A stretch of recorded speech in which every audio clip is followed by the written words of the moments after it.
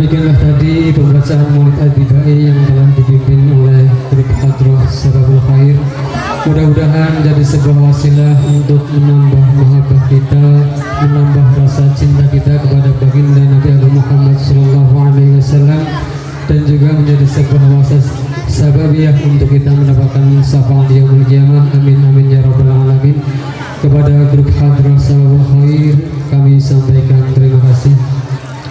Melanjutkan acara yang kelima, yaitu inti Mau'idatul Hasanah ataupun ceramah agama dan doa penutup, yang mana pada kesempatan malam hari ini akan diisi oleh beliau Al-Mukarram Kiai Haji Ahmad Hayatin Kauni SAG, pengasuh Pondok Pesantren Halqah Al-Istighosah dari Desa Karangraharja, Kecamatan Cikarang Utara. Kepada Al-Mukarram Kiai Haji Ahmad Hayatin Kaum SAG, waktan wa makanan tafadhol. Sallu ala Nabi Muhammad sallallahu alaihi wasallam.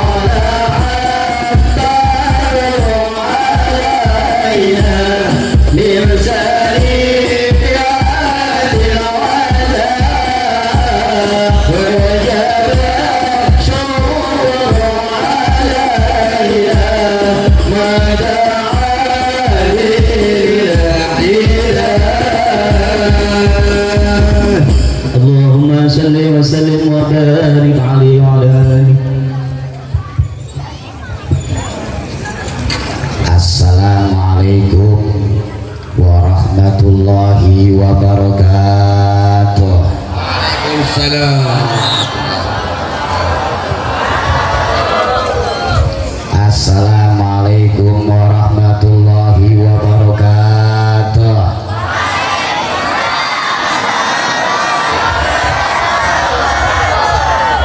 Masih ada yang minum kopi. Assalamualaikum warahmatullahi wabarakatuh.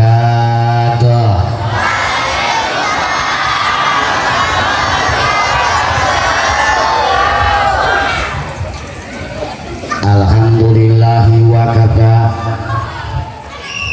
wassalatu wassalamu ala sayyidina wa maulana Muhammadinil Mustafa, sahibil izzi wa sidqi wal wafa, wa ala alihi wa ashabihi syarafin nujumil huda wa safa. Amma ba'du, bakar Allah subhanahu wa ta'ala, laqad kana lakum bi rasulillahi uswatun hasanah liman kana yarjullaha wal yawmal akhirah wa dzakarallaha katsira. Wa qala Rasulullah sallallahu alaihi wasallam, faman hamma bi hasanah falam ya'malha kataballahu lahu 'indahu hasanatan kamilah. Sadaqallahu ladzi wa sadaqa rasuluhun nabil habibul karim, wa nahnu ala dzalika minasyahidin wa syakirin walhamdulillahi rabbil alamin. Segenap keluarga besar Masjid Jami Nurul Yakin, kepada yang terhormat sahibul fadilah Ustadzuna Ustadz Muhammad Ihsan beserta jajarannya, moga selalu diberikan kesehatan oleh Allah Subhanahu wa ta'ala.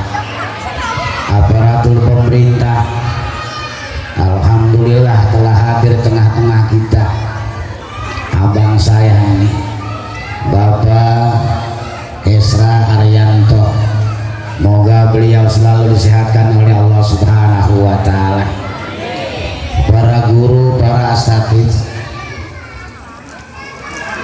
sahabat sahabat Banser, bapak-bapak, ibu-ibu, saudara sekalian yang semoga kita semuanya selalu dirahmati oleh Allah Subhanahu wa Ta'ala. Syukur alhamdulillah kita panjatkan kehadiran Allah Subhanahu wa Ta'ala pada malam yang agak lekep ini. Kita berada di lingkungan SD Walia 03 di perumahan mewah mepet sawah. Alhamdulillah kita sama-sama masih dalam keadaan sehat walafiat, dan malam hari ini kita sama-sama memperingati beribadah lahirnya Rasulullah Sallallahu Alaihi Wasallam. Selawat dan salam moga selalu terlimpahkan pada junjungan kita Nabi besar Muhammad Sallallahu Alaihi Wasallam. Bapak Ibu saudara sekalian, alhamdulillah malam hari ini istimewa, bulan ini istimewa. Bulan ini istimewa karena di dalamnya telah lahir manusia yang utama, manusia yang luar biasa. Berkat beliaulah alhamdulillah kita semuanya kenal terhadap Tuhan kita. Berkat beliaulah alhamdulillah kita bisa hidup bersama-sama dalam kehidupan masyarakat. Berkat beliaulah alhamdulillah kita semuanya kenal terhadap Tuhan kita semuanya. Jadi kelahiran daripada Rasulullah Sallallahu Alaihi Wasallam, kemudian dilanjutkan perjuangannya oleh sahabatnya, kemudian dilanjutkan lagi oleh tabi'in, dilanjutkan lagi oleh tabi'in sampai ke guru-guru kita semuanya. Alhamdulillah Islam berada di tengah-tengah kita semuanya. Alhamdulillah. Rentetan peristiwa dan rentetan sejarah Rasul itu banyak. Cuma kenapa kita mengambilnya hari kelahirannya beliau saja?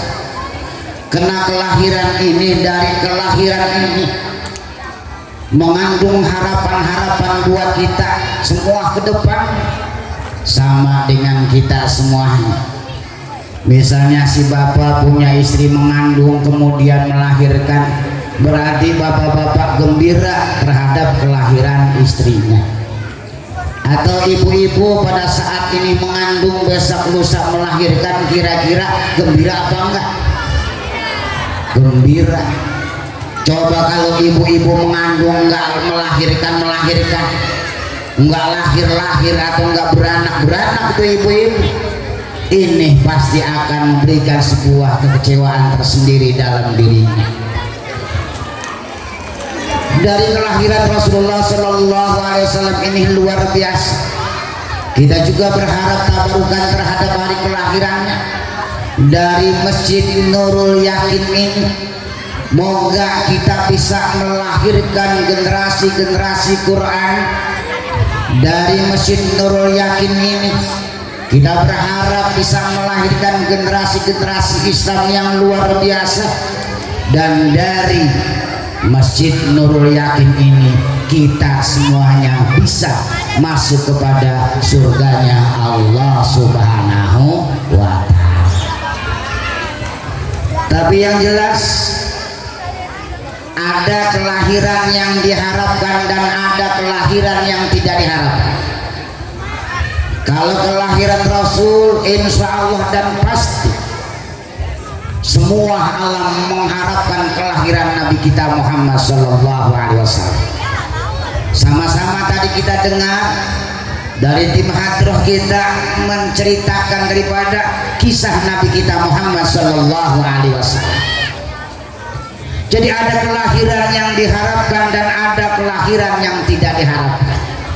Contoh, bila misalnya kita semuanya berumah tangga ada 5 tahun, 10 tahun, pada saat ekonomi berjalan dengan lancar, karir bagus, lingkungan bagus, tapi belum dikasih-kasih momongan, belum dikasih-kasih anak, berarti kehadiran anak besok lusanya sangat didambakan oleh kita semua. Tapi sebaliknya, misalnya bunda-bunda anak udah 5, alhamdulillah bapaknya lockdown dari pabrik karena kena PHK, alhamdulillah bapaknya agak bengek. Kemudian anak 5, kemudian di perut ngandung lagi. Ini bisa jadi anak yang ke-6 kelahirannya tidak diharapkan.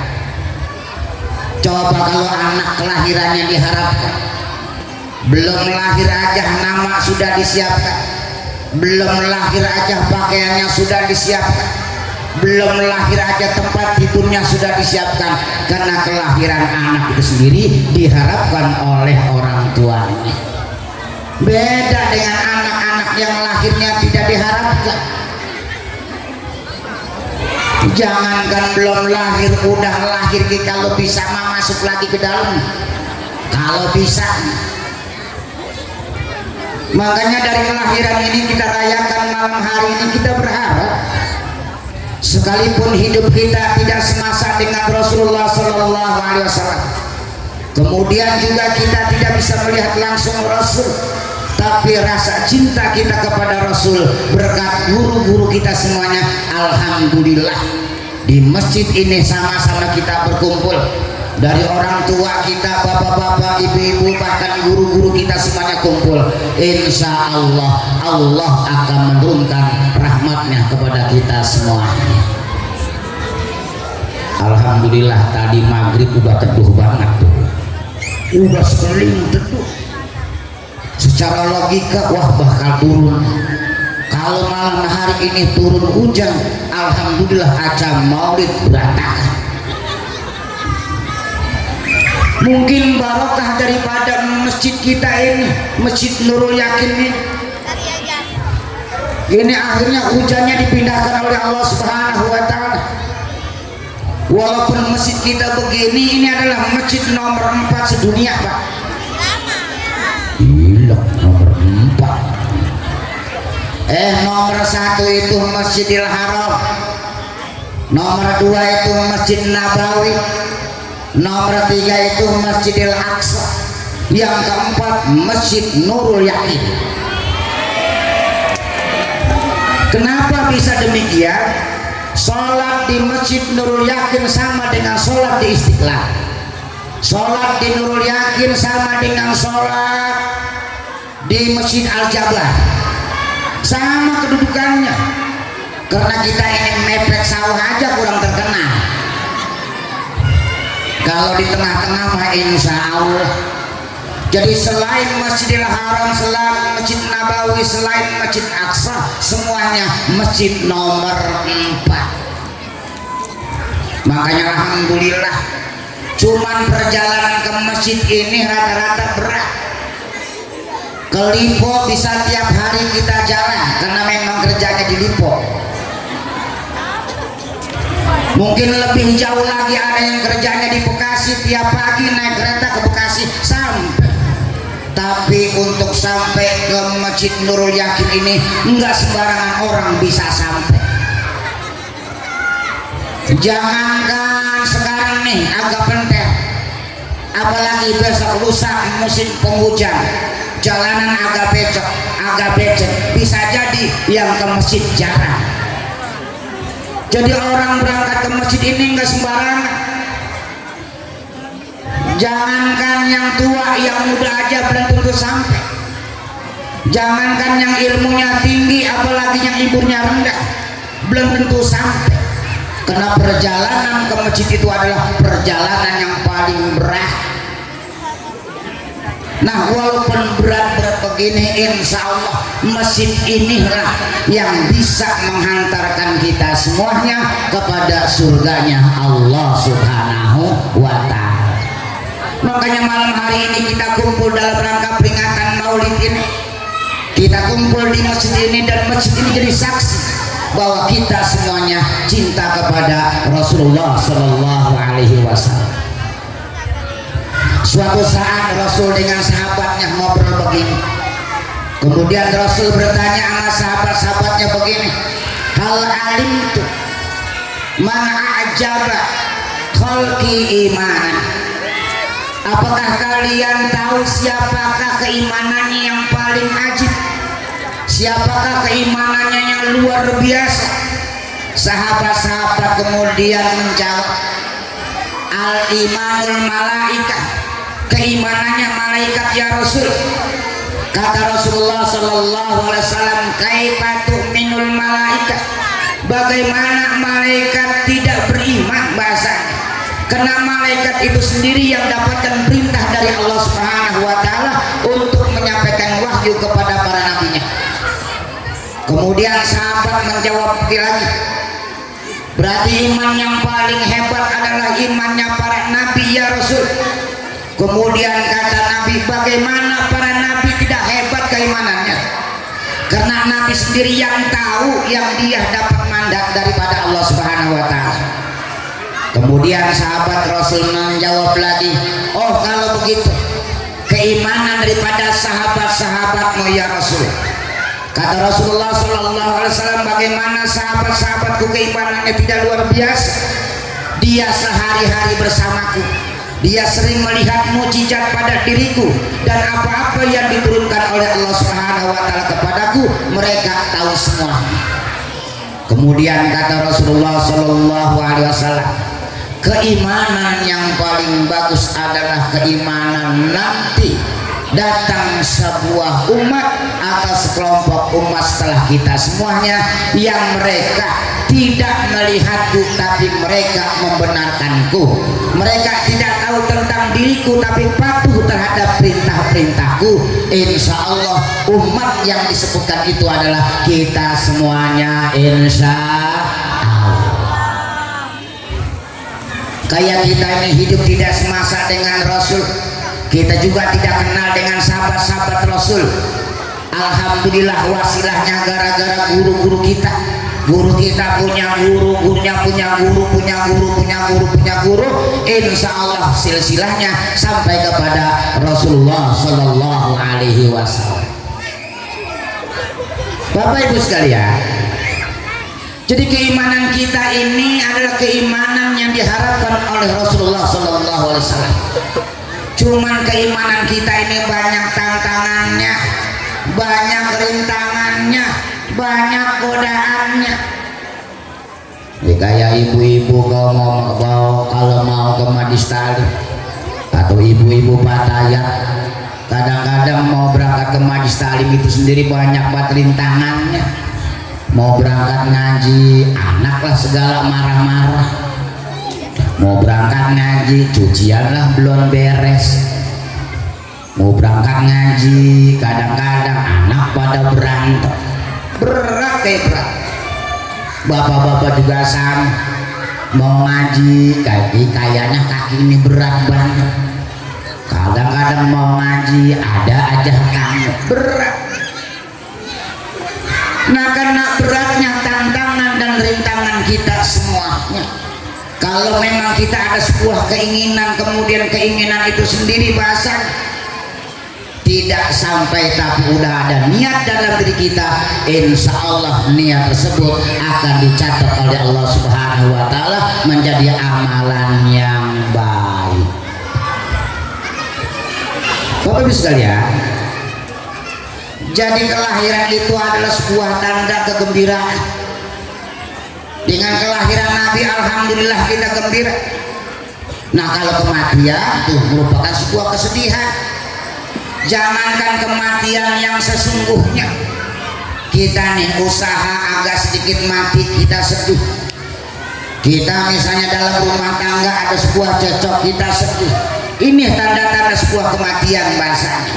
Tapi kalau misalnya kelahiran itu alhamdulillah, misalnya usaha kita diberikan kelancaran oleh Allah Subhanahu wa taala, kita gembira. Anak-anak kita pada besar dan sehat, alhamdulillah kita gembira. Kemudian sekolahnya pada lancar semuanya dan dapat ranking semuanya, alhamdulillah kita gembira. Berarti kelahiran itu bertanda sebuah kegembiraan buat kita semuanya. dalam kitab Tanbihul Ghafilin di sana tercatat, walaupun kita ini hidup di akhir zaman, kita ini termasuk umat yang istimewa. Dalam catatan kita tersebut begini, inna akrama hadil ummah, sungguhnya Allah subhanahu wa ta'ala memberikan sebuah kehormatan buat kita ini bihamsi karomatin, dengan 5 karomah kemuliaan nih buat kita semua. Dalam kitab tersebut pertama adalah annahum khalaqahum du'af, mereka umat-umat akhir zaman itu adalah lemah-lemah, hatta layak takabbaru, sehingga tidak ada celah untuk mereka untuk takabur kepada Allah Subhanahu wa ta'ala. Ini kayak kita ini sekarang, kita ini lemah-lemah umat akhir zaman. Kalau umat-umat dulu gagah-gagah, hebat-hebat, sekarang lemah-lemah. Paling gagah-gagah kita usia 40 tahun 50 tahun, udah di atas 50 tahun insya Allah banyak penyakit. Jadi orang gagah itu dari misalnya umur remaja, kemudian umur 40 tahun 50 tahun sedang gagahnya, kesananya udah lemah. Yang biasanya makan kangkung kemarin-marin biasa, sekarang udah terasa asam urat. Yang kemarin biasa makan teri, alhamdulillah sekarang makan teri apa namanya, darah tinggi. Yang kemarin-marin makan daging enak, sekarang kolesterol. Jangankan makanan-makanan begitu, air putih aja bisa menyebabkan darah tinggi. Makanya tadi saya dikasih susu, saya nggak minum karena kiri kanan saya nggak ada susu. Takut kalau saya minum kiri kanan saya ke darah tinggi, gua mau air putih lagi. Jadi air putih itu bisa menyebabkan daripada darah tinggi. Jadi kita ini lemah-lemah. Apalagi sekarang nih, kalau dulu ada ABRI masuk desa, sekarang ABRI masuk kampung. Sekarang sama aja kita yang di perumahan maupun di kampung sama karena penyakitnya. Mungkin karena di kampung nepat dari perumahan kali ini, jadi ke kampung dibalikin lagi ke perumahan, akhirnya barang-barang itu penyakit. Apalagi kita di perumahan nih, persaingan hidup semakin hari semakin hebat, semakin ketat, penyakit bikin banyak. Rata-rata suami kita kan gajinya 1,5, tambah 1 gajian kita udah berkoma, pada pusing mikirnya. Pernah tempo hari para dokter kumpul, dulu kan dokter jarang, rumah sakit jarang, penyakit juga jarang. Sekarang klinik ada, dokter banyak, rumah sakit banyak, yang sakit tambah banyak. Kata dokter Rab, inna sababal amrod, sesungguhnya sebab-sebab penyakit itu sendiri adalah angkasratil fikrati, karena kitanya terlalu banyak pikiran. Jadi orang yang terlalu banyak pikiran bisa menyebabkan penyakit. Apalagi kita di perumahan nih, minggu depan udah dipikirin dari sekarang. Sekarang kan baru tanggal berapa sekarang nih? Tanggal 28, tanggal 5 udah dipikirin sekarang. Kenapa dipikirinnya? Setoran motor belum, setoran air belum, listrik belum, bayaran belum. Akhirnya penyakit jadi banyak. Dulu di kampung penyakit paling banter budu gudi. Sekarang di kampung ada banyak penyakit, stroke, kemudian cuci darah di kampung banyak, padahal orang kampung nggak makan apa-apa. Karena orang kampung juga sekarang banyak pikirannya. Kayak kita nih misalnya di perumahan begini, ada tetangga beli kulkas, kita yang panas dingin. Ada tetangga beli mobil, kita yang ke Anissa. Lah apa hubungannya itu? Pikiran kita. Apalagi kalau kita menganut daripada grup SMS, senang melihat orang lain susah melihat orang lain, udah kalau diplongin mah dah, diplongin direlekin insya Allah pasang. Tapi kalau dipikirin jadi banyak penyakit. Makanya anna sababal amrad an kasratil fikrati, sebab-sebab banyak penyakit itu sendiri adalah banyak pikiran. Itu kata dokter. Wa qala ulama, dan berkata para ulama, anna sababa an kasratil fikrati an qilatil qanaah, karena kitanya kurang qanaah, kitanya kurang syukur. Saat suami ngasih duit, misalnya duit gajian 5 juta, ada terbersit dalam pikiran kita, enak nih kalau gajian suami saya 10 juta, nah, kurang. Suatu saat suaminya alhamdulillah lembur tiap hari, pulang jam 9 malam, Pak Jenal pulang jam 9 malam, alhamdulillah sebulan dia dapat duit 10 juta. Pikiran istrinya, alhamdulillah kalau 15 juta makanya cukup nih. Alhamdulillah suaminya nggak pulang-pulang, lembur terus, bahasa terus kurang. Apalagi sekarang pemasukan kita biasa-biasa aja, pengeluarannya lebih banyak. Akhirnya dari pikiran tersebut kadang-kadang seorang ibu kadang-kadang sering marah-marah. Kan tempo hari waktu perawan, pendiam-pendiam ini teh, alhamdulillah punya anak 1 mulai rewel, punya anak 2 udah agak bawel, punya anak 3 lebih parah lagi. Ibu-ibu kalau udah punya anak 3 pagi-pagi matanya udah melotot. Itu bisa dipastikan ibu-ibu kalau pagi-pagi udah melotot, bagaimana siang, bagaimana malam. Bisa jadi matanya udah pada loncat karena mikirin anaknya. Suami pulang nggak bawa duit diomelin, bawa duit diomelin karena kurang. Lama-lama semua juga bingung ngapain lagi. Makanya telah mencatat daripada sesi pendidikan biasanya mati duluan rata-rata laki-laki. Jadi rata-rata laki-laki mati duluan. Mati duluannya bukan karena takdir, bukan. Mungkin jatah kita Pak nih dijatahin oleh Allah Subhanahu wa taala umur kita 70 tahun, kemudian adanya 100 tahun, karena kita sering diomelin bini jadi berkurang. Jadi matinya seorang laki-laki rata-rata itu bukan karena takdir, karena sering diomelin sama bini. Memang begitu. Kemarin sore di perumahan sono GCC ada yang gantung diri. Kemarin sebelum maghrib, kemarin sore. Alamat kenapa? Depresi. Ya begitu. Anak paling gede SD, bayaran, ada lagi adiknya, sedangkan dia kena PHK, pusing. Mau kerja apa? Dagang bukan bidangnya.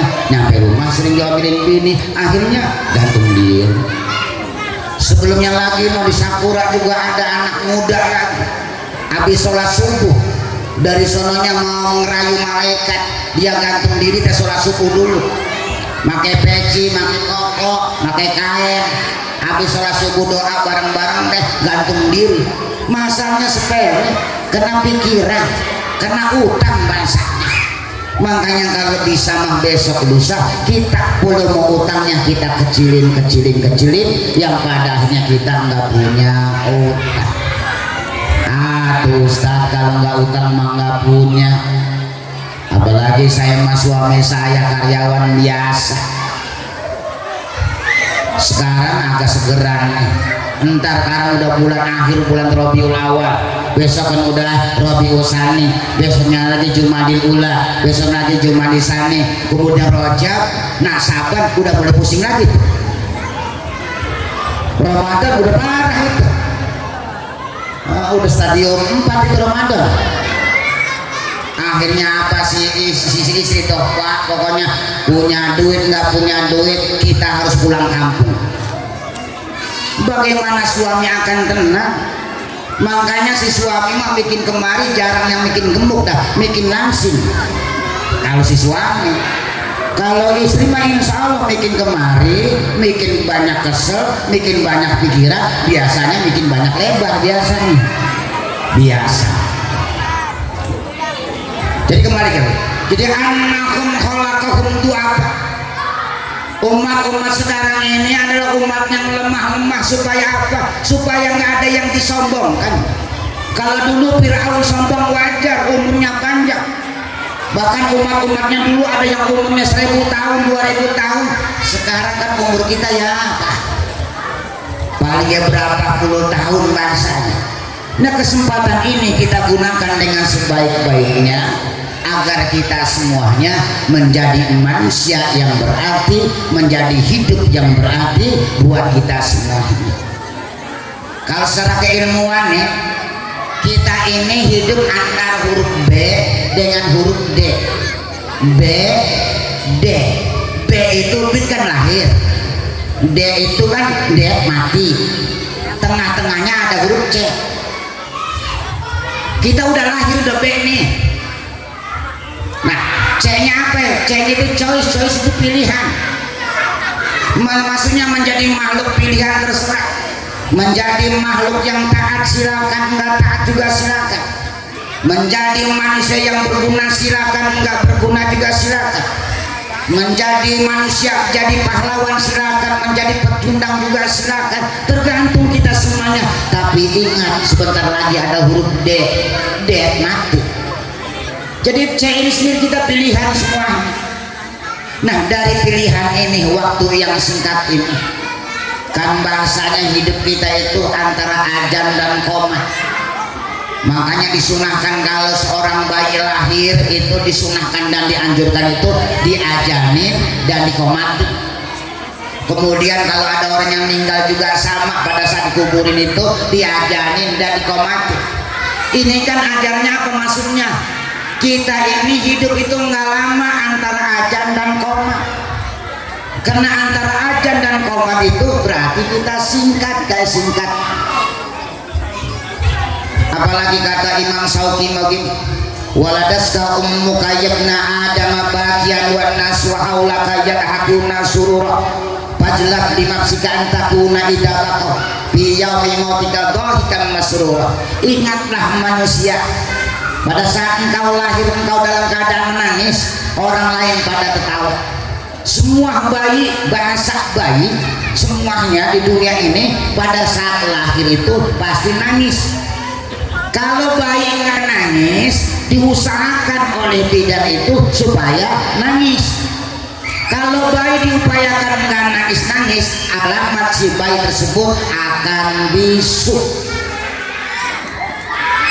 Nah, kenyataannya jadi setiap kita pasti nangisnya sama, Pak. Orang sekarang bayi nangis itu pasti oa-oa nangisnya. Kita mau orang Jawa, nggak bakalan bayi itu nangis oa-oa pasti nggak mungkin. Sama bahasanya mah oa-oa.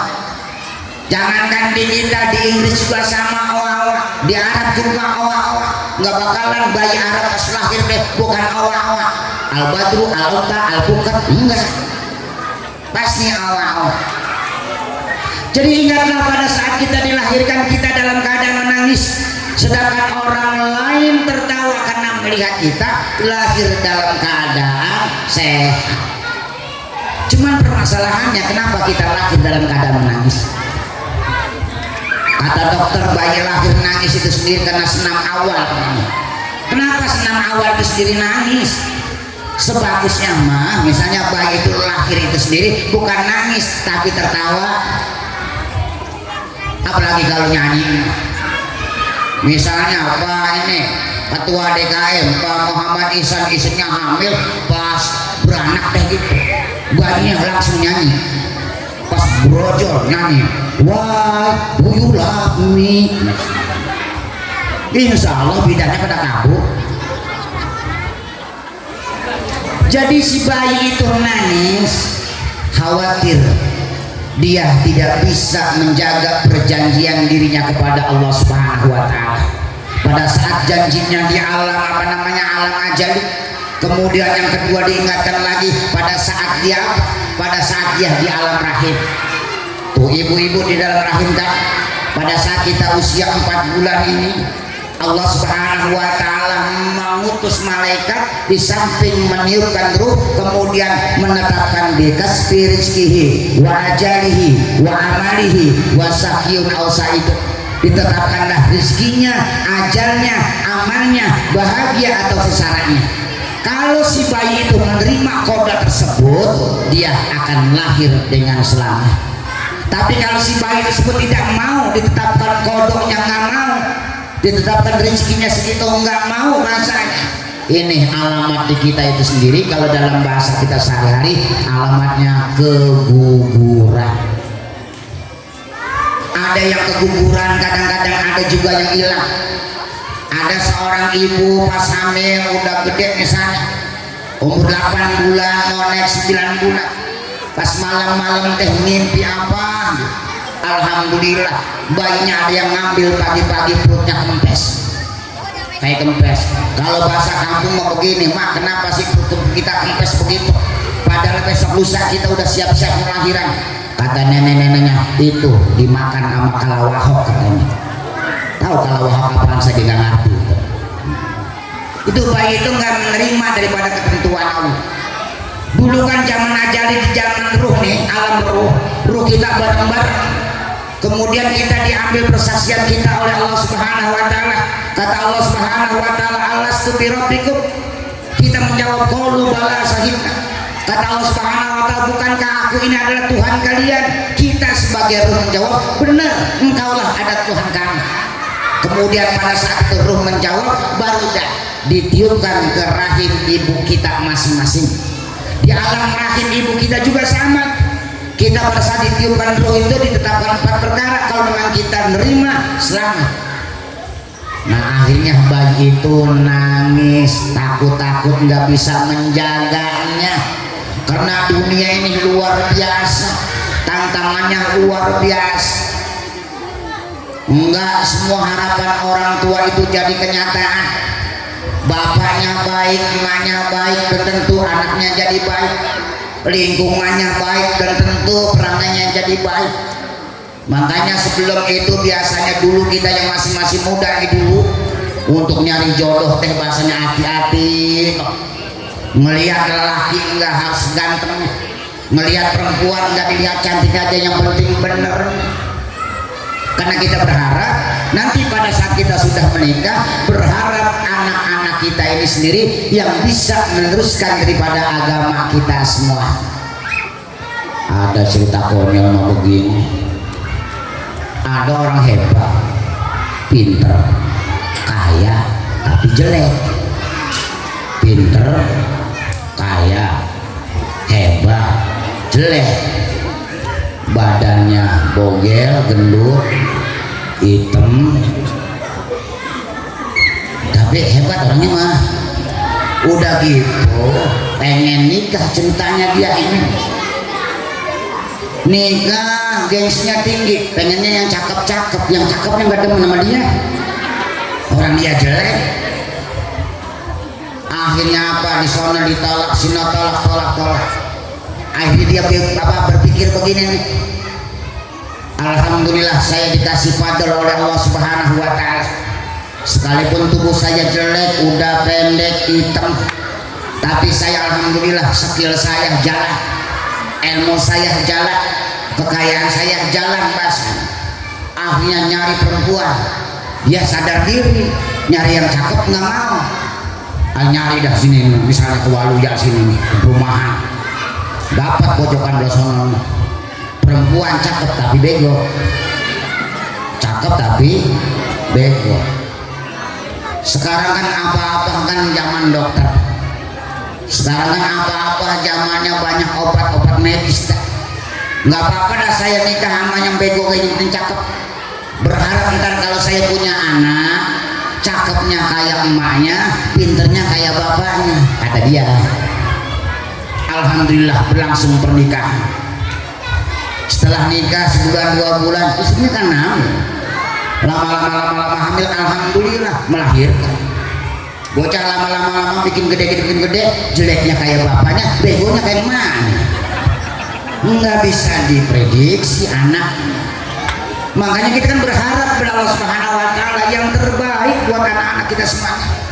Sekalipun kita jauh daripada agama, kita berharap anak kita ini sendiri kenal agama. Sekalipun kita nggak bisa ngaji, mudah-mudahan anak kita mau pintar ngaji. Sekalipun kita misalnya miskin, pas 5 anak, insya Allah mudah-mudahan bahasanya makmur semua. Kita berharap lebih kepada anak-anak kita semua. Jadi manusia itu hebat karena memang dihebatkan oleh Allah Subhanahu wa taala. Manusia itu bisa karena memang dibisakan oleh Allah Subhanahu wa taala. Apa iya Ustaz begitu semuanya? Lah memang begitu. Contoh, guru nih, bapak dan ibu guru kan pintar-pintar, suka ngajarin anak orang jadi pintar gara-gara dia. Mang rata-rata tuh bapak dan ibu guru anaknya mah bego-bego rata-rata. Kenapa rata-rata begitu? Karena anaknya nggak mau sekolah, emaknya ngajarin ngaji, ngajarin anak orang, giliran anaknya mau bercanda melulu. Berarti anak orang mah pada pinter, giliran anaknya mah ya bego. Tukang bas kan pinter ya, bikin ini pinter bangunannya, bikin masjid pinter, rata-rata bikin rumah orang mah pinter-pinter, giliran rumahnya rata-rata tukang bas bikin rumahnya mau jelek-jelek rata-rata bahasanya.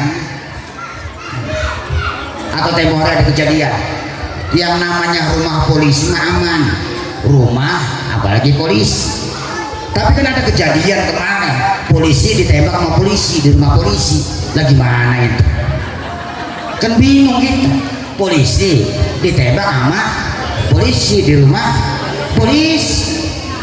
Lah kita sebagai rakyat yang bingung nih gimana sih ini? Jadi tidak menciptakan sebuah keamanan buat kita semua. Itu satu.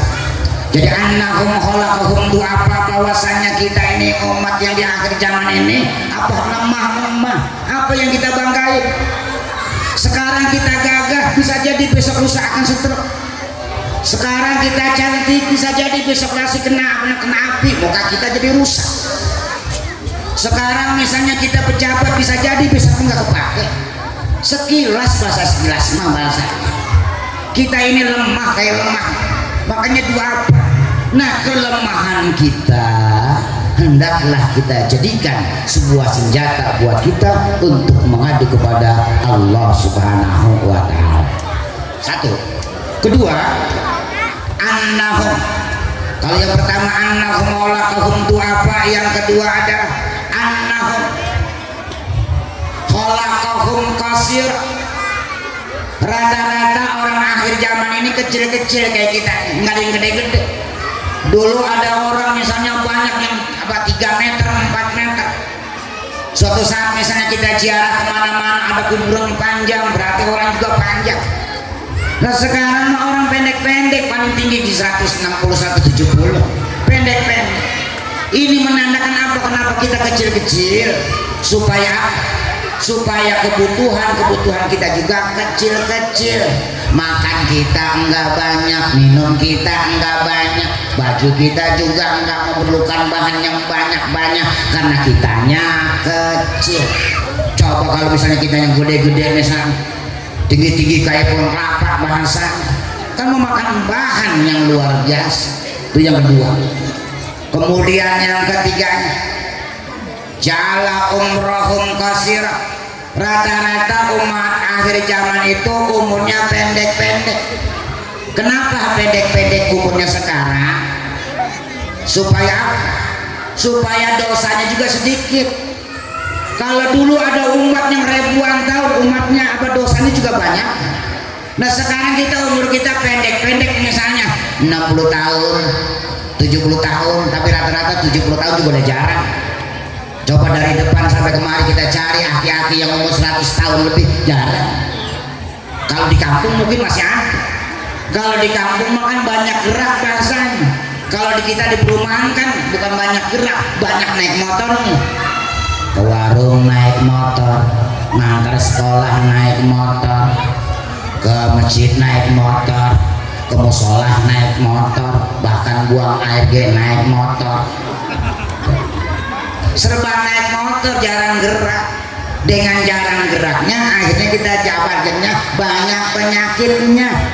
Dari banyak penyakitnya umur kita jarang yang panjang-panjang.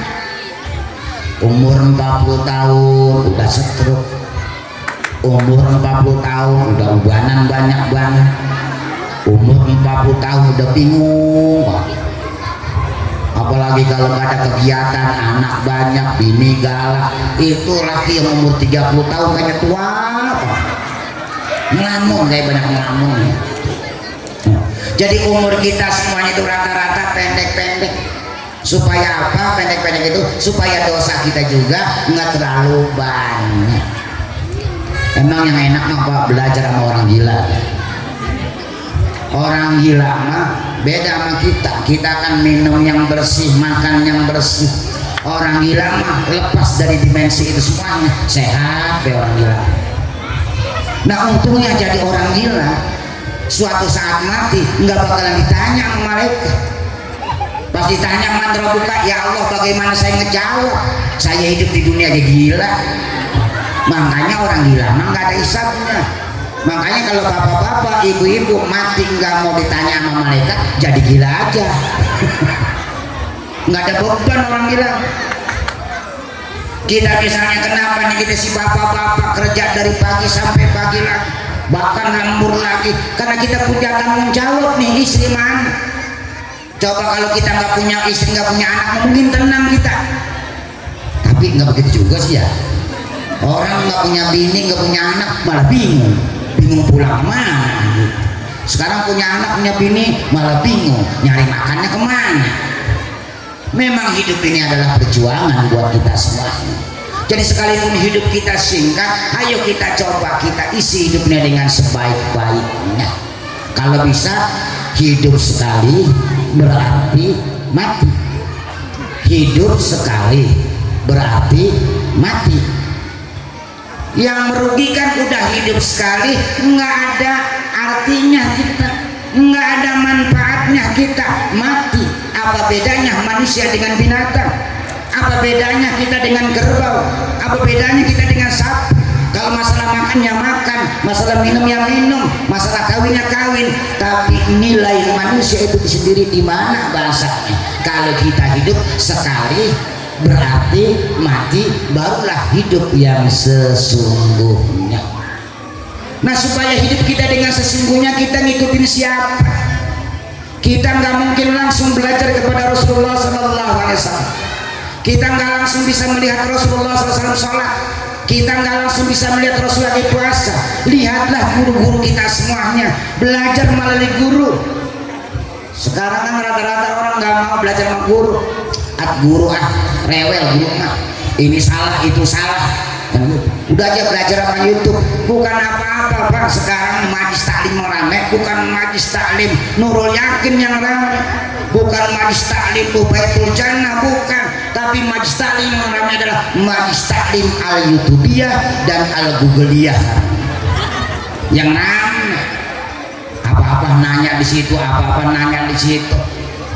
Enggak semuanya bisa terjawab. Kan kalau ada guru mah ada penjelasannya, kayak penjelasan. Enggak semua agama itu masuk akal, enggak. Agama itu ada yang masuk akal dan ada yang enggak masuk akal. Contoh, kenapa pada saat kita batal wudhu, kita punya wudhu nih, punya wudhu batal karena kita kentut. Kemudian kita wudhu lagi. Kenapa yang dibasuh muka bukan pantat? Kenapa yang dibasuh muka bukan pantat? Karena yang malu bukan pantat, yang malu adalah muka. Makanya dibasuh adalah muka. Kita nih maaf nih, pikir secara dasar, buang air aja nih. Kalau buang air kita normal, nggak panas dalam, cukup kita istinja cebok dengan 1 ember. Tapi kalau misalnya kita panas dalam seminggu nggak buang-buang air, nggak cukup 1 ember karena kotorannya bau. Kalau emang kita ragu nih, maaf nih secara pikir, kalau kita cebok maaf pantat kita masih licin, berarti masih kotor. Kalau pantat kita udah berat, berarti bersih. Lalu ini udah 3 ember pantat kita masih licin, baik. boleh kita ngeliat tangan kita warnanya begini nih, ini agak kuning-kuning, berarti kurang bersih, kurang yakin juga. Boleh tuh kita abuin, ini wangi apa enggak. Kebetulan hidung kita lagi pilek, boleh dijilat, air apa enggak. Bukan apa-apa, ini sumber. Kalau wudhunya bersih, ceboknya bersih, sholatnya wudhunya bagus, sholatnya bagus, insya Allah sholat kita akan diterima. Karena sebaliknya kalau sholatnya bagus, alhamdulillah, wudhunya bagus, alhamdulillah, ceboknya kurang bagus, nggak bakalan diterima. Pertanyaannya mendasar buat kita semuanya, sudah berapa lama kita ibadah kepada Allah Subhanahu wa Ta'ala? Ada yang kita ibadah dari kecil sampai setua ini, kadang-kadang wudhu aja yang rapi kita belum tahu. Kita dari kemarin kita baca Quran, kadang-kadang hukum tajwid juga nggak tahu. Kadang-kadang tajwid nun mati ketemu hamzah hukumnya bingung. Kalau secara tajwid kan nun mati ketemu hamzah adalah hijar ya. Kalau di kampungan beda, nun mati ketemu hamzah, hamzahnya lari ketakutan karena ketemu sama senun yang udah mati. Jadi bisa jadi kita ibadah nih. Kenapa ibadah kita selama ini, doa kita pula diijabah oleh Allah Subhanahu wa Ta'ala? Kenapa kita sholat selama ini, tahajud kita selama ini, seakan-akan ibadah kita itu, doa kita belum diijabah oleh Allah Subhanahu wa Ta'ala? Jadi harapan, kenyataan, bikin kemari bukan bikin senang, bikin kemari bikin pusing. Bahkan kadang-kadang kita suka iri sama orang. Kenapa si orang tersebut nggak pernah nyampa ke masjid? Kenapa orang tersebut nggak pernah sampai ke majelis taklim? Kenapa orang tersebut nggak pernah bergaul? Kenapa ekonominya diberikan kelancaran oleh Allah Subhanahu wa Ta'ala? Sedangkan kita yang rajin ngaji, rajin sholat, rajin baca Quran, kenapa rezeki kita seakan-akan jauh? Karena kadang-kadang kita nih pagi-pagi kadang-kadang bukan Allah dulu yang diluruskan, bukan Allah dulu yang didahulukan, kadang-kadang dunia yang dulu kita renungkan. Makanya kata Rasulullah SAW, man asbaha, siapa yang pagi-pagi, man asbaha, siapa yang pagi-pagi, wadunya akbaru min, dunia itu lebih lebih penting seakan-akan dibanding Allah Subhanahu wa Ta'ala. Dunia pagi-pagi kita udah mikirin apa fa'aljamallahu qalbahu, maka Allah akan mengutus atau mengirim ke hatinya itu sendiri ada 4 penyakit. Pertama adalah hamman la yanqati abada. Jadi penyakitnya pertama, susah, nggak ada selesainya, kita bingung, kerja bingung, sehat bingung, apalagi sakit. Pagi-pagi udah renung begini, apa bahasa. Nah kalau udah merenung wasyuglan, kadang-kadang sibuk, nggak ada udah kayak ibu-ibu nih kan di rumah tangga kita sibuk nggak pernah udah. Maaf Pak, istri kita kan rata-rata istrinya istri borongan kita banyak. Maaf nih kasarnya. Jadi kita mah istri borongan, ngasuh anak ya dia, masak ya dia, nyuci ya dia, netain anak ya dia, netain bapaknya juga ya dia. Jadi istri kita ini istri borongan. Wajar istri borongan mah cepet capek cepet tua. Makanya kalau bisa nih istri kita jangan sampai tua Pak. Insya Allah kalau istri kita dikasih duit buat belanja aja sebulan 30 juta, insya Allah mudah terus Pak.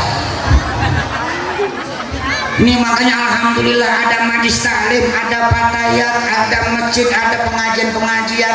Istri-istri kita ini pada dandan, alhamdulillah, pada ngaca. Coba kalau istri kita nggak pernah ke majlis taklim, nggak pernah gabung di patayat, nggak pernah kondangan di rumah aja, siang malam, insya Allah umur 30 tahun udah kayak nenek-nenek. Karena istri kita borongan. Emang kalau bisa begitu Bu, ngurus anak beda lagi, yang nyuci baju beda lagi. Udah tugas ibu mah udah dandan be sama di kasur udah. Tapi kan kita bahasanya apa, setia sama suami bahasa. Jadi sekalipun tugas istri adalah taat kepada Allah dan taat kepada suami, tapi istri yang solehah adalah kalau diperintahkan oleh suami harus taat. Bareng-bareng, kayak bareng-bareng. Tuh, suglan sibuk, kemudian apa? Amalan. Kadang-kadang angan-angan banyak itu. Sama kita kalau punya duit pengen nyumbang masjid. Sama kita juga kalau punya duit mah pengen nyantunin yatim. Sama saya kalau punya duit mah pengen nyantunin tuh nenek-nenek jongkok. Itu kan omongan orang gak punya duit. Kalau punya duit mah lain lagi Pak. Ibu-ibu nih kalau gak punya duit begitu, pengen nyumbang, pengen ngasih, ntar aja dikasih anugerah oleh Allah Subhanahu wa Ta'ala, rezeki yang lancar, duit yang banyak, lupa sama anak yatim, lupa sama masjid, lupa majlis taklim. Yang ingat apa? Pasar tuh yang ingat. Tuh yang kuning-kuning yang ingat. Tahu apa yang kuning-kuning? Kalau sana gede kali yang kuning-kuning banyak lewat baik. Jadi apa namanya, hayalan kita banyak, kepusingan kita banyak, kebingungan kita banyak kalau Allah dan Rasulnya di belakangnya. Makanya hikmah maulid malam hari ini, yuk besok lusa Allahnya Rasulnya kita duluin. Kalau Allah dan Rasulnya kita duluin, insya Allah dan pasti Allah dan Rasulnya akan mendahulukan kita semuanya. Jadi kalau Allahnya dibelakangin, kita juga akan dibelakangin. Apalagi masalah rezeki, apalagi kita pada saat sholat duha, doa sholat duha, in kana rizki fis samai fanzilhu. Ya Allah, jika rezeki saya memang masih di langit, tolong turunin. Kalau emang masih jauh, tolong deketin. Kalau emang sedikit, banyakin ya Allah. Kita doa begitu habis sholat duha bahasanya. Tapi pada saat ini rezeki kita kejar-kejar belum sampai-sampai. Kita kira rezeki adanya di Lipo, pada saat kita kejar di Lipo ternyata rezeki udah pindah ke Sukatani. Pada saat kita kejar ke Sukatani, alhamdulillah rezeki udah pindah lagi ke Kerawang. Maksudnya kalau bisa mah besok lusanya itu rezeki jangan dikejar, biar rezeki yang ngejar kita, insya Allah. Makanya apa kuncinya? Bila kita sering mendahulukan Allah dan Rasulnya, maka Allah juga akan mendahulukan kita dibanding hamba-hamba Allah yang lainnya, insya Allah. Udah sejam ini baru 2 bahasa. Kata Pak itu kemarin, Ustaz jangan lama-lama, jam 10 aja selesai. Ini udah setengah 11. Pokoknya intinya dalam peringatan maulid ini, ayo besok-besok semangat lagi kita ibadah. Kita isi masjid ini, kita isi majlis taklim yang ada, kemudian kita kita praktekin walaupun kita belum semuanya. Maksudnya tasabbahu ilam takunu mislakum, contohlah yang baik-baik sekalipun kita belum bisa mengerjakan 100%, karena mencontoh yang baik insya Allah ada pahalanya. Kita ini innamal mar'u hadisun liman ba'dahu, orang itu adalah cerminan bagi orang sesudahnya. Kalau kita baik, insya Allah anak kita akan baik. Kalau yang dulu-dulu orang tua kita baik, alhamdulillah kita akan menjadi baik. Kalau kitanya tidak baik, bisa kemungkinan anak-anak kita akan tidak baik. Makanya kita mulai dari sekarang, dari hari ini, jam ini, kita niatkan ke depannya, insya Allah kita jadi bapak-bapak yang soleh dan ibu-ibu yang solehah. Insya Allah nanti pada akhirnya anak-anak kita juga akan menjadi anak-anak yang soleh dan solehah. Kita doain segenap panitia, mudah-mudahan diberikan keberkahan oleh Allah Subhanahu wa Ta'ala. Pengurus daripada masjid ini kita doain biar pada sehat semuanya, rezekinya lancar semuanya, dan kita yang hadir semoga besok lusa juga sama kita diberikan kelancaran oleh Allah Subhanahu wa Ta'ala. Ibu-ibu mudah-mudahan sabar dalam mendidik anak, karena ibu adalah al-madrasatul ula bagi anak-anaknya. Mudah-mudahan dari masjid ini kita bisa melahirkan generasi-generasi yang Qurani, generasi-generasi Islam yang pada akhirnya bisa mengangkat derajat derajat kita semuanya, karena janji Allah Subhanahu wa taala, yarfa'illahu alladziina aamanu minkum walladziina utul ilma darajat. Allah akan angkat orang-orang yang berilmu dan Allah akan angkat orang-orang yang beriman. Jadi orang-orang yang berilmu dan beriman akan diangkat derajatnya oleh Allah Subhanahu wa taala dalam rangka kita semuanya ikut kepada junjungan kita Nabi besar Muhammad sallallahu alaihi wasallam. Kita doain orang-orang tua kita yang kurang sehat biar disehatkan oleh Allah Subhanahu wa taala, almarhum dan almarhumah orang tua kita semuanya, moga dosa-dosanya diampuni oleh Allah Subhanahu wa taala. Lillahi ta'ala wa li husni niyyah wa li kulli niyatin shalihah wa ila hadratin Nabi Mustafa Rasulullah sallallahu alaihi wasallam. Al-Fatihah. Alhamdulillah minasyaitonir rajim. Bismillahirrahmanirrahim. Alhamdulillahirabbil alamin arrahmanirrahim maliki yaumiddin. Iyyaka na'budu wa iyyaka nasta'in ihdinas siratal mustaqim siratal ladzina an'amta 'alaihim ghairil maghdubi 'alaihim waladdallin. Amin. Kita baca Fatihah buat orang tua kita masing-masing, kita bayangin wajahnya, ibu kita bayangin, orang tua kita, bapak kita bayangin. Kalau memang masih ada mudah-mudahan disehatkan sampai hari tuanya, kalau memang sudah tidak ada mudah-mudahan Allah mengabulkan daripada dosa-dosanya. Al-Fatihah. Alhamdulillah minasyaitonir rajim. Bismillahirrahmanirrahim. Alhamdulillahirrahmanirrahim. Iyyaka na'budu wa iyyaka nasta'in siratal ladzina an'amta 'alaihim ghairil maghdubi 'alaihim waladdallin. Kita baca Fatihah lagi buat pasangan hidup kita masing-masing nih. Suami membayangkan istrinya, istri membayangkan suaminya, biar rumah tangga makin ke depan, biar sakinah mawaddah warahmah sampai ajal memisahkan kita semuanya. Al-Fatihah.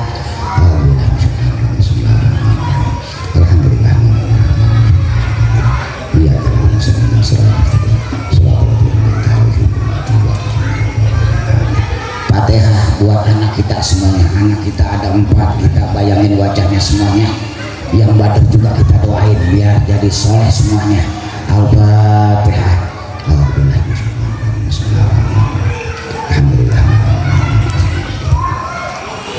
Ya,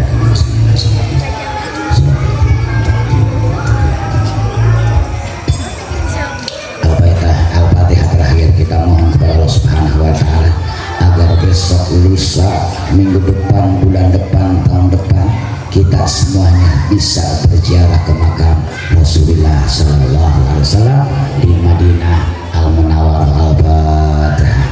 Alhamdulillah.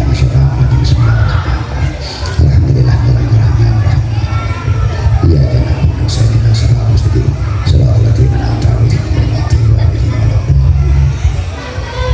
Allahumma shalli ala sayyidina Muhammad wa ala sayyidina Muhammad akhirin wa sallim tabaraka bisa bi Rasulillah ajma'in. Amin amin ya rabbal alamin. Walakal hamdu hatta tarda wa lakal hamdu qabla rida wa lakal ba'da rida wa lakal hamdu idza taman ya rabbal. Allahumma shalli ala sayyidina Muhammad salatan tuballighun nabiyya hajabitul haram, salatan tuballighun nabiyya hajabitul haram, salatan tuballighun nabiyya hajabitul haram. Bisyaratul nabi alaihi afdhalus salatu wassalam wa salamah wa bil maram alihi wa sallam tasliman katsira. Allahumma ij'alna bi hadhihi lailati syarifati mubarakah min ashabil mahdudin wa la taj'alna minal ashqiya'i mardudin. Ilahana abina wa abwana wa yubir lana wa liwalidina wa ummahatina wa li ahlina wa li ahli baitina wa li masyayikhina wal ma'alimina wa li ta'alluqina asma'ina wa liman akhadha wa sami'ina wa liman hadana wa hadana wa liman hasanna wa astasana al-qabidwa minal muslimina wal muslimat wal mu'minina wal mu'minat al akhya'i minkum wal amwat, khususan almarhum almarhumah orang tua kita semuanya, guru-guru kita semuanya. Allahumma ighfir lahum warhamhum wa'afihim wa'fu anhum. Allahumma ighfir lahum warhamhum wa'afihim wa'fu anhum. Allahumma ighfir lahum warhamhum wa'afihim wa'fu anhum. Allahumma ij'al quburahum rawdatan min riyadil jinan wa la taj'al quburahum qubatan niran. Allahumma anzil rahmatahu wa maghfiratahu ala ahli qubur min ahli la ilaha illallah Muhammad Rasulullah sallallahu alaihi wasallam. Allahumma anzil rahmatahu wa maghfiratahu ala ahli qubur min ahli la ilaha illallah Muhammad Rasulullah sallallahu alaihi wasallam. Allahumma anzil rahmatahu wa maghfiratahu ala ahli qubur min ahli la ilaha illallah Muhammad Rasulullah sallallahu alaihi wasallam. Allahumma ij'alna syakura waj'alna syakura waj'alna fi 'ainina syakira wa fi 'ainina sabira. Allahumma ij'alna wa awladna min ahli al-'ilm wal-khair wa la taj'alna wa iyyahu min ahli jahli wa dhal. Rabbana taqabbal minna innaka antas samiul 'alim wa tub 'alaina innaka antat tawwabur rahim. Rabbana atina min ladunka rahmah wa hayyi lana min amrina rasyada. Rabbana atina fid dunya hasanah wa fil akhirati hasanah wa qina adzabannar wa qina jannat ma'bar ya ajika ya rabbal alamin. Subhana rabbika rabbil izzati amma yasifun wassalamu alal mursalin walhamdulillahi rabbil alamin. Mohon maaf lebih dan kurangnya. Assalamualaikum warahmatullahi wabarakatuh.